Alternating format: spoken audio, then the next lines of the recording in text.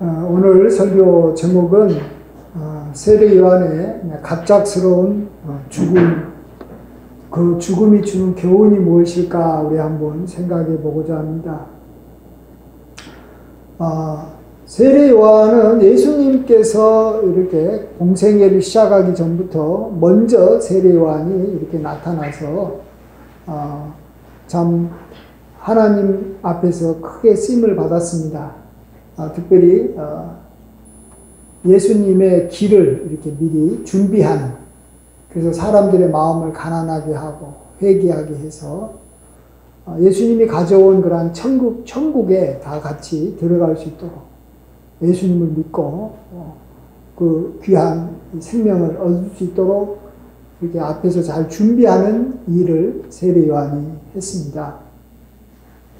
그래서 예수님은 이 세례 요한을 보고 여자가 낳은 자 중에 가장 큰 자다라고 말할 정도로 세례 요한이 참 하나님 앞에 귀하게 쓰임을 받습니다. 그렇지만은 세례 요한이 마지막에 그의 인생을 이렇게 마치는 것을 볼 때, 물론 이것에 대해서 이제 보는 각도가 다를 수는 있겠지만, 갑작스러운 죽음을 당하고 그냥 사라져 버립니다. 그가 주의 복음을 전하다가 이렇게 순교당한 야고보가 또 이런 같은 그런 죽음은 아닙니다. 그가 순교당했다라고 볼 수 있는 그런 죽음은 아니고, 헤롯 왕이 부도덕한 일을 한 것에 대해서 그가 이렇게 지적을 하다가 최고 권력자였던 이 헤롯 왕의 기분을 이렇게 상하게 하니까 그가 감옥에 갇혔고, 또 감옥에 있었는데 이 헤롯 왕은 또 이 세례 요한을 그래도 하나님의 선지자라고 생각하고, 또 백성들도 그렇게 말하니까 또 자기도 두려워하고 있다가 죽이려고 하지는 않았는데, 이 헤로디아의 그 딸이 이렇게 헤롯의 생일잔치에 와가지고 춤을 추니까 그것에 그가 이렇게 현혹돼가지고 그 헤로디아의 딸이 원하는 것을 다 들어주겠다고 할 때 그가 자기 어머니한테, 지금 현재 헤롯 왕의 부인이 되어 있는 그 어머니의 이 말을 듣고 세례 요한의 목을 달라 하지 않습니까? 그래서 정말로 갑작스럽게 죽어버리고 말았습니다. 저는 이것을 보면서 이 세례 요한과 예수님과의 그러한 이 어떤 동행이라고 할까요? 그의 관계가 아름답게 끝나지 않았다, 이런 생각을 해보게 됩니다. 그 결과가 좋지 않아요. 결과가 마지막에 참 좋지 않아요. 저는 세례 요한이 좀 더 이렇게 살아서 예수님을 뒤에서 이렇게 계속해서 이렇게 증거하고 예수님을 이렇게 참 사람들 앞에 소개하는 그러한 역할, 그게 지금 원래 세례 요한이 하나님으로부터 처음부터 받은 사명인데, 참 그것을 그가 잘 감당했으면 어떻겠는가 하는 생각을 해보게 됩니다.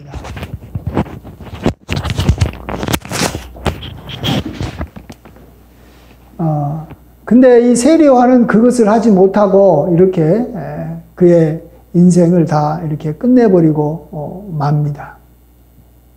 그래서 예수님께서는 혹시 이걸 보고 천국에서는 세례 요한이 가장 작은 자다라는 말을 했는데, 혹시 이것 때문에 그러지 않는가, 이런 생각도 해봅니다.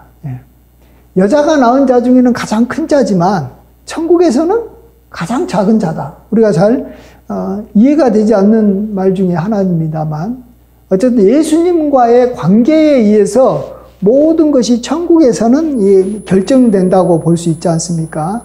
예수님을 가장 가까이 하는 자, 예수님으로부터 상을 받는 자, 예수님께 칭찬받는 자가 천국에서는 가장 큰 자고, 예수님과 거리가 먼 자, 천국에는 들어왔어도 예수님의 뜻에 이렇게 합당하게 살지 못하는 사람, 이런 사람들은 가장 작은 자가 되는 것입니다.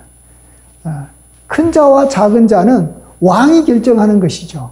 왕이 저 사람을 이렇게 이 총리로 삼겠다 하면 이 요한같이 옛날에 여기 아니 저기 요셉과 같이 죄수도 갑자기 왕 다음으로 큰 권세자가 되고 큰 자가 되지만 또 이렇게 막 술 맡은 관원이나 또 이렇게 떡 맡은 관원같이 또 이렇게 반란을 일으켜가지고 왕하고 충돌하고 또 왕이 그를 이렇게 내쫓아 버리고 이렇게 멀리 귀양 보내고 감옥에 보내버리면 그 나라에서 그 사람은 또 가장 작은 자가 되는 거예요.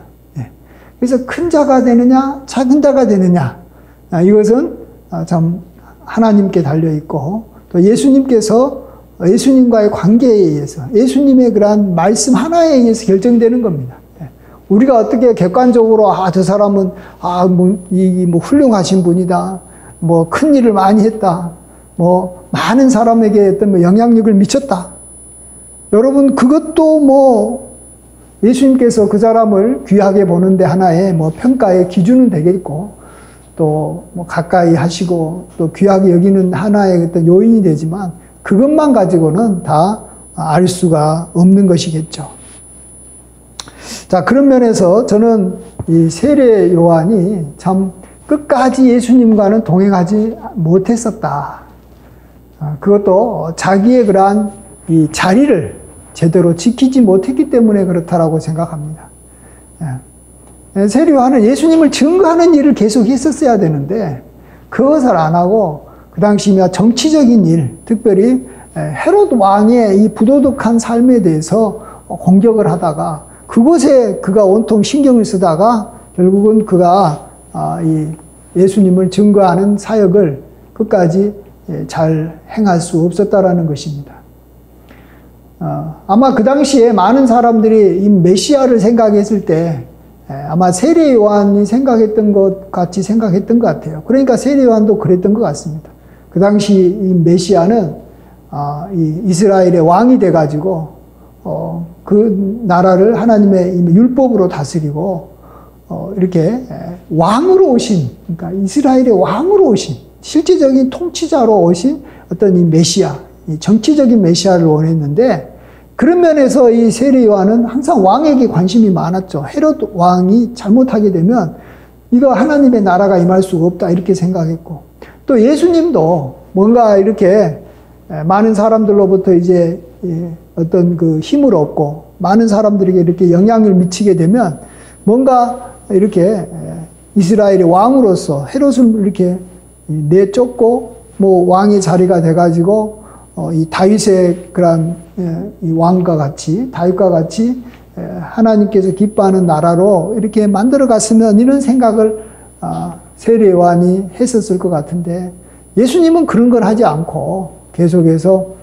사람들에게 이렇게 복음을 전하고 복음을 가르치고 또 이렇게 기적을 행할 때 정치적인 그러한 면에서는 관심이 없고 병든 자 고치시고 죽은 자를 살리고 눈먼 자를 이렇게 뜨게 하는 그러한 일들을 하시는 걸 보고 이 세례 요한이 예수님에 대해서 이제 의심을 하게 된 겁니다. 바로 하나님께서 말씀하신 그 메시아이신가 그리스도이신가.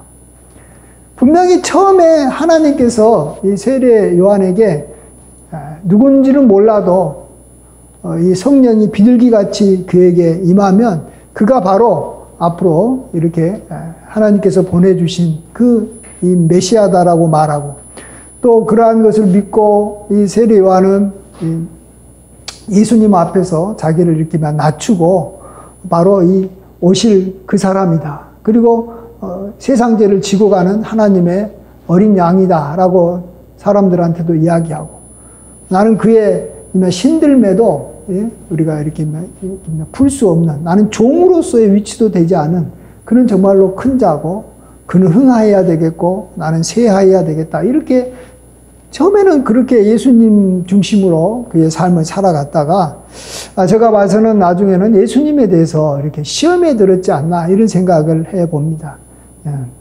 메시아인가에 대해서 시험이 든 거예요. 시험이 들어. 그래서 예수님께서도 말씀하시기를 나로 인하여 실족하지 않는 자가 복이 있다 그랬어요. 우리도 예수님에 대해서 실족할 수도 있다는 걸 아셔야 됩니다. 예수님이 하나님의 아들이시고 정말로 선하시고 전지전능하시고 능력이 그렇게 많으신 분인데도 불구하고 예수님에 대해서 시험에 들 수도 있다는 것입니다. 마치 옛날에 지금 우리는 이미 이순신 장군을 굉장히 훌륭한 장군이라고 생각하고 이순신 장군이 이미 조선을 건졌다 이렇게 생각을 하지만 또 실질적으로 이순신 장군에 대해서 시험 든 사람이 많았어요. 예를 들어서 그 당시 왕이었던 이렇게 선조 왕은 이순신이 너무 사람들한테 막 인기가 있고 힘이 있으니까 저게 뭔가 나중에 이렇게 반란이라도 일으키지 않을까, 전쟁 끝나고 나면 뭐 이런 생각도 들고 예수님에 대해서 예수님이 아니죠. 이순신 장군에 대해서 시기하고 주변에 또 이렇게 질투하는 사람들의 말을 들어가지고 또 그를 이렇게 백의종군하게 완전히 모든 계급 다 이렇게 내려놓고 그냥 이렇게 평범한 그런 군인으로 이렇게 만들어버리지 않습니까? 나중에서야 보면은 알지만 그때 그 현장에 들어가면은 자기의 어떤 그 이해와 또 자기의 생각과 상황들이 우리의 눈을 가려가지고 누가 정말로 이렇게 훌륭한 사람인지 또 누가 정말 하나님의 사람인지 심지어는 누가 그리스도인지 하나님의 아들로 오신 예수님을 보고도 이렇게 시험에 들 수 있다라는 것입니다. 그래서 저는 시험 그러면 가장 중요한 시험이 늘 말씀드립니다만 가장 중요한 시험은 내가 따라가야 될 사람, 내가 존경해야 될 사람, 정말로 내가 믿고 신뢰하는 사람, 또 신뢰하는 하나님, 이런 우리의 지도자에 대해서 시험 드는 일이 없어야 된다고 생각합니다. 그가 아주 이렇게 명백한 잘못을 저질렀을 때는 우리가 그것에 대해서 또 그가 이렇게 하나님을 이렇게 정말 기쁘게 하지 않고 악한 일을 한다면 우리가 그를 일으키며 떠나야 되겠지만 그렇지 않음에도 불구하고 이렇게 예수님처럼 하나님께서 기뻐하시는 일을 끝까지 하는 그러한 경우에도 시험이 들어가지고 실족당할 수 있다는 것입니다. 그래서 우리가 주기도문에서 날마다 우리가 시험에 들게 하지 마옵시고, 마귀가 우리를 시험하는데 마귀가 우리에게 무엇을 시험하겠습니까?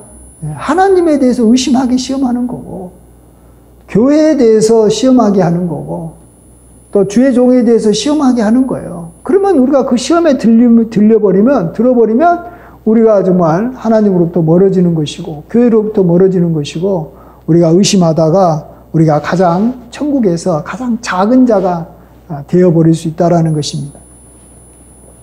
이것은 이미 가정에서도 마찬가지입니다. 가정에서도 정말 우리 가정에서도 우리 자녀들은 부모님에 대해서 시험에 들지 않도록 나름대로는 다 깨어 있어야 돼요. 우리는 모든 사람들은 다 한때는 자녀였고 또 부모가 없는 자녀가 없지 않습니까? 다 부모가 있기 때문에 자녀가 있는데 이 부모와 자녀 관계에서 누가 시험에 드냐? 자녀가 부모에게 시험 드는 가능성이 많아요. 부모가 자녀에게 시험 드는 일은 그렇게 없어요.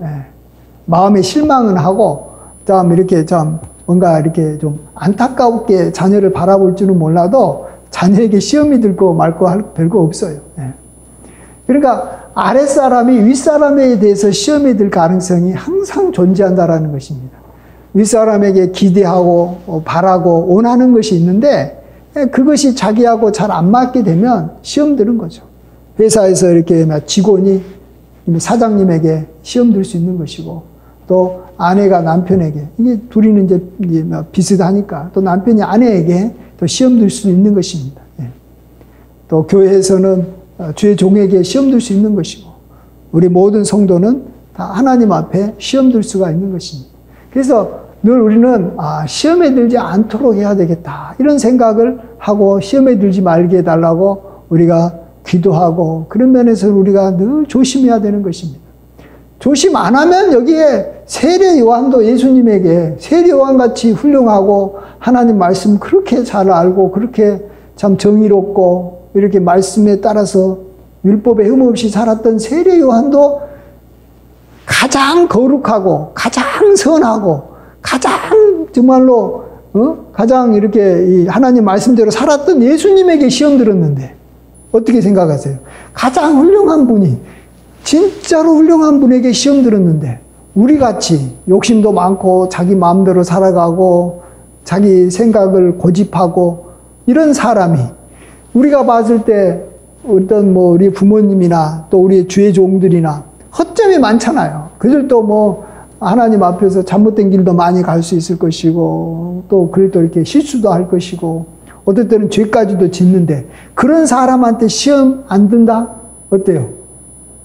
굉장히 어려운 것입니다. 저는 그런 의미에서 세례 요한이 예수님에게 시험 들었다라는 것은 우리 모든 사람들에게 굉장한 경각심을 우리에게 주는 그러한 사건이고 그러한 일이기 때문에 굉장히 중요하다고 생각을 합니다.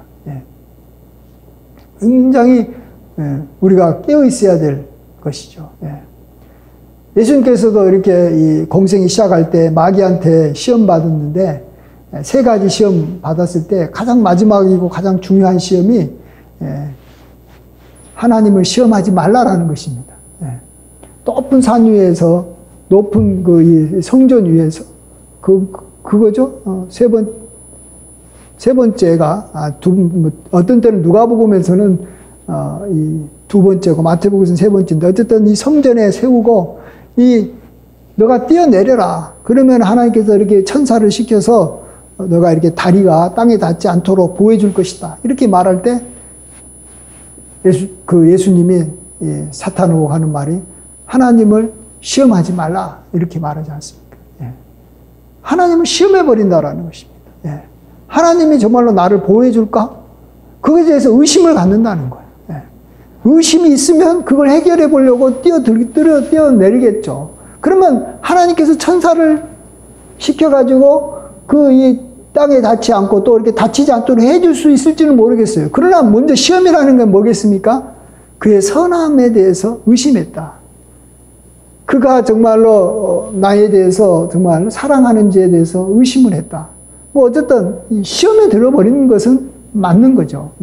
우리가 하나님의 그러한 선하심과 또 하나님의 능력과 또 하나님의 보호하심과 이런 것에 대해서 우리가 참 의심을 하게 되고 시험에 들 수 있는 가능성이 언제나 우리에게 이렇게 있다라는 사실입니다. 그래서 참 시험에 들지 않도록 우리가 날마다 깨어 있어야 됩니다. 사도 바울에게도 많은 제자가 있었지만 사도 바울에게도 시험이 들어서 많이 떠났지 않습니까? 데마는 이 세상을 사랑하여 나를 버렸고 그래서 데살로니가로 갔고 그레스게는 갈라디아로 또 디도는 달마디아로 갔고 누가만 나와 함께 있다.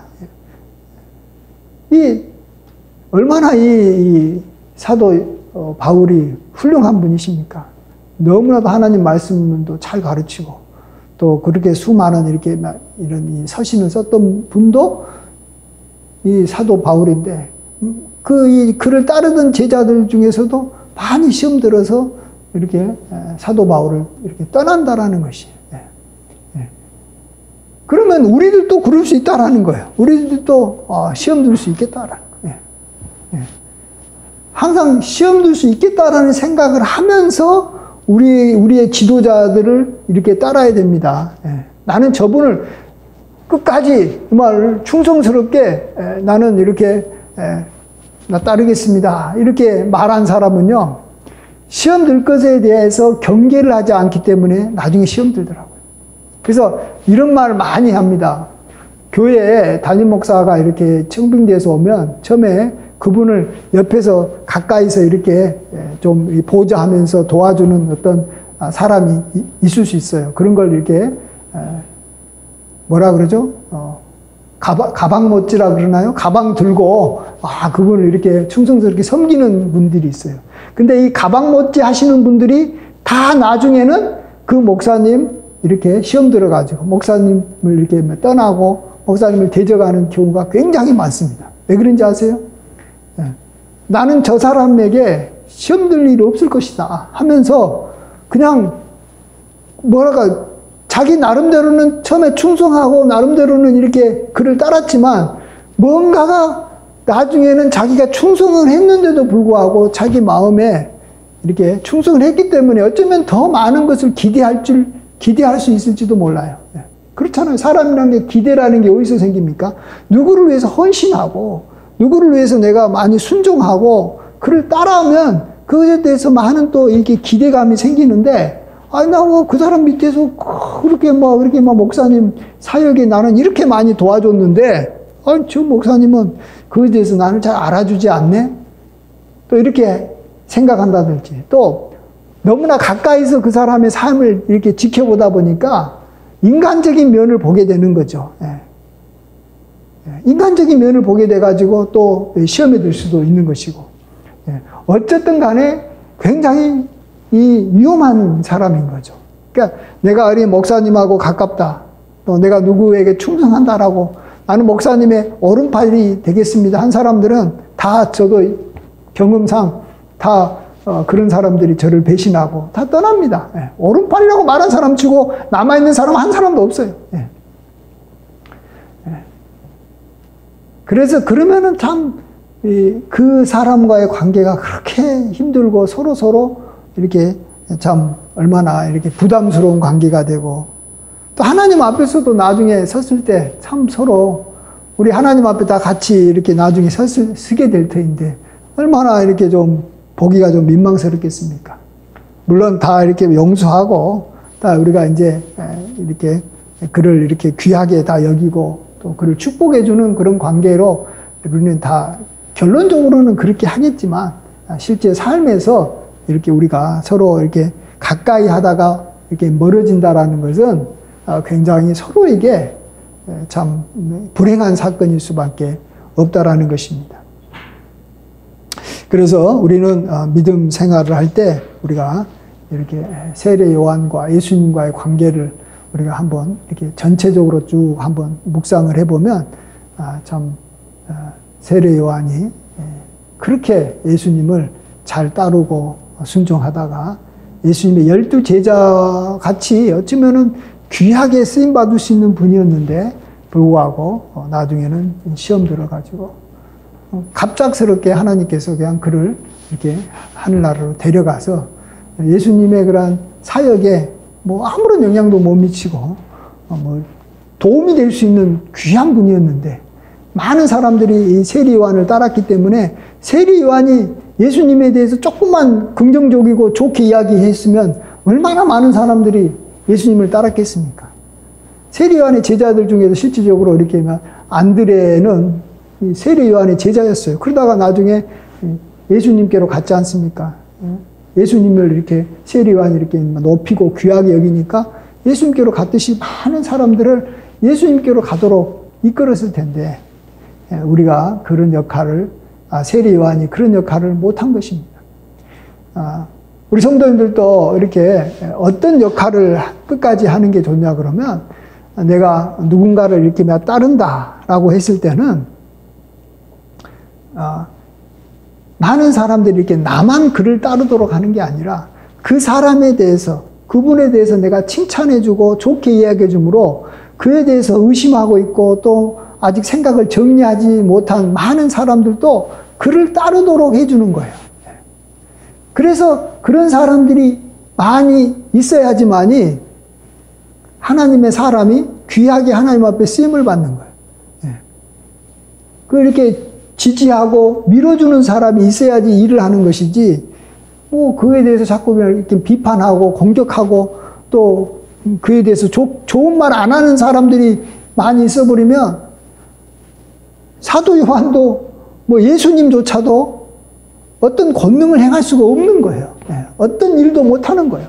심지어 이렇게 뭐 어떤 시장 같은 일을 해도 어떤 시에서 시장이 어떤 일을 해도 이렇게 주변 사람들이 시장과 함께 이렇게 그를 동조하고 그를 이렇게 지지해주고 밀어줘야지 그 시장이 많은 어려움이 있어도 그 시장 일을 감당하는 것이지, 도와준 사람이 없으면 그 시장은 시장이 그 시를 잘 돌볼 수가 없지 않습니까?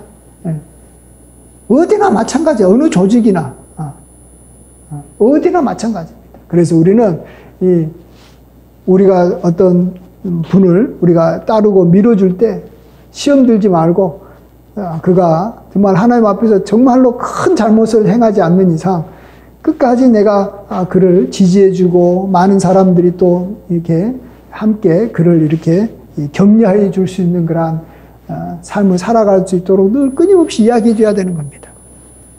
그래서 이렇게 여러분이 신앙생활을 잘 하려면 먼저 이 가족들에게 내가 속해 있는 교회 이렇게 목회자에 대해서 좋은 이야기를 끊임없이 해야 돼요.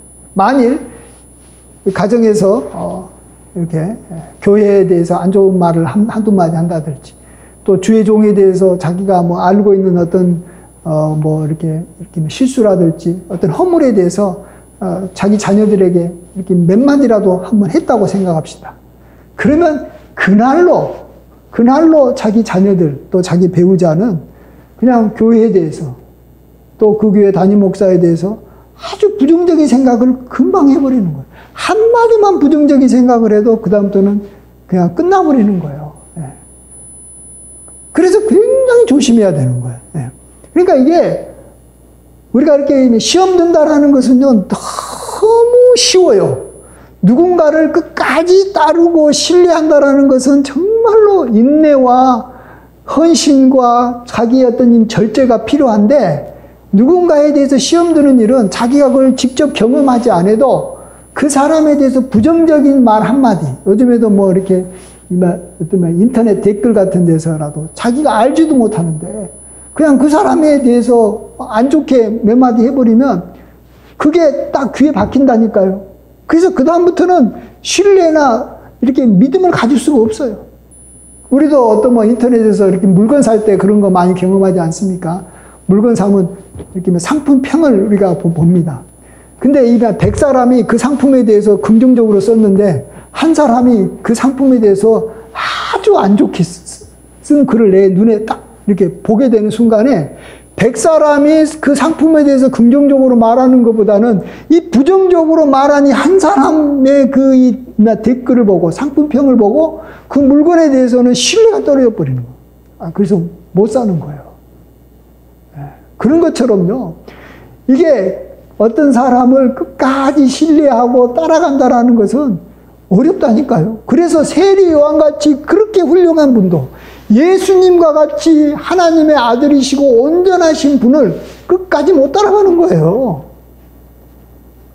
둘 다 흠이 없었고 여자가 낳은 자 중에 가장 큰 자인 세리 요한도 하나님의 아들이시고 온 천지를 주관하시는 예수님에 대해서 저분이 정말로 하나님께서 말씀하신 그분 맞아? 그리스도 맞아? 내가 생각하기에는 이미 정치적인 그런 어떤 면에서 관심을 갖고 이 나라를 이렇게 율법으로 다스리는 그런 왕이 돼야 될 텐데 왜 저런 데는 관심이 없고 맨날 가난한 사람들한테 가가지고 복음 전하고 뭐 이렇게 병든 자 고쳐주고 귀신 쫓아내고 그런 일만 하지? 우리가 잘 아는 대로 세례 요한은요, 이게 기적을 한 번도 일으켜 본 사람이 없어요. 많은 선지자 중에 하나도 기적을 안 일으킨 사람은 세례 요한이에요. 물론 많은 선지자가 있지만. 그러니까 자기는 그런 분야에서 이렇게 은사도 없고 별로 관심이 없어요. 근데 예수님은 그렇게 계속 기적하고 그러니까 자기하고 다른 거예요. 그러다 보니까 이제 사람이라는 게 조금이라도 다르면 뭔가 거리감을 느끼잖아요. 그러면서 점점 시험 드는 거예요. 그래서 우리가 이렇게 시험 들지 않고 끝까지 부부가 서로 간에 시험 들지 않고 백발이 될 때까지 끝까지 부부로서 서로 존경하고 믿어주면서 같이 가는 것. 또 이렇게 자녀가 부모를 끝까지 시험 들지 않고 또 우리 뭐 이렇게 교회에서도 주의 종에 대해서도 그렇고 또 나라의 어떤 지도자에 대해서 처음에 정말 그에 대해서 이렇게 지지하고 믿어줬으면 끝까지 어떤 그 나라의 지도자에 대해서 시험 들지 않고 이렇게 그를 지지해주고 따라주는 그런 사람들이 너무나도 귀중하고 소중합니다. 그래서 저는 항상 이렇게 지도자가 중요하다고 생각 많이 하지만 저는 그렇게 생각하지 않습니다. 지도자가 중요한 게 아니라 지도자를 믿고 따라주는 그러한 평범한 사람이 훨씬 더 중요하고 그런 사람들이 많을 때 그 조직이나 그 나라나 그 교회나 이 모든 것이 잘 되는 것이지, 훌륭한 지도자가 있다고 잘 되고, 뭐 지도자가 뭐 좀 엉망이라고 해가지고 잘못되고, 그렇지 않아요. 예. 물론 지도자도 굉장히 중요한 역할을 하지만, 시험 들지 않고 끝까지 이렇게 믿어주고 신뢰하고 따라가는 그런 이 조직원들, 그냥 평범한 하나의 이 구성원들, 그냥 뭐, 이 평범한 그냥 사람, 한 사람 한 사람, 다 중요한 거예요. 그게 다 이렇게 모여가지고 이 조직력이 생기는 것이고, 국력이 생기는 것이고, 다 그걸 통해서 큰 일들이 일어나는 줄 믿습니다. 그런 면에서 우리가 다 세례 요한을 보면서 항상 주기도문에 나온 대로 시험에 들게 하지 마시고 다만 악에서 구하옵소서. 이 기도 제목을 늘 마음으로 드리시고 정말로 끝까지 귀한 분들과 함께 동행하고 함께 신뢰하면서 끝까지 또 우리가 하나님에 대한 믿음 끝까지 지키시면서 우리의 신앙 삶과 또 일상적인 삶을 살아가시는 귀한 은혜가 넘치시길 주의 이름으로 간절히 축원드립니다. 아멘. 기도하겠습니다. 아버지 하나님, 세례 요한이 갑작스럽게 죽은 것을 보면서 참 안타깝습니다. 세례 요한이 계속 살아서 그가 큰 일을 많이 했을 텐데 정말로 예수님에게 참 힘이 되는 그러한 귀한 제자로 또 참 예수님의 그러한 귀한 또 이런 동역자로 쓰임 받았을 텐데 그렇지 못하고 인생을 끝내버리는 것을 보게 됩니다. 참 천국에서는 가장 작은 자의 모습이 아닌가 생각을 듭니다.